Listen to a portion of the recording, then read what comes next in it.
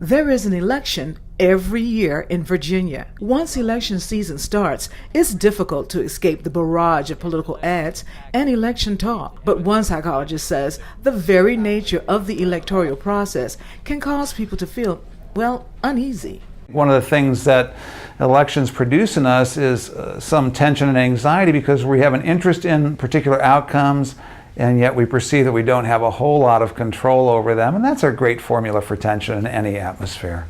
Psychologist Scott B. says some people are anxious about the actual voting process on election day. He says oftentimes there are so many candidates and issues to decide upon, along with the confined space of a voting booth, which is added pressure to get done quickly, and that can create stress.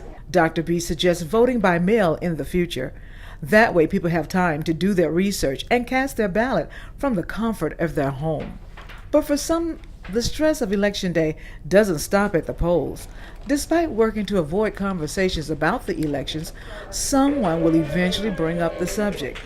B suggests standing firm and do not allow yourself to be drawn into a political conversation. You want to be direct. If you find yourself increasingly uncomfortable, you can say something simple like, I prefer not to talk about politics. Or, I really like you. Let's not talk about politics. Dr. B admits the constant focus on politics in the media can become overwhelming.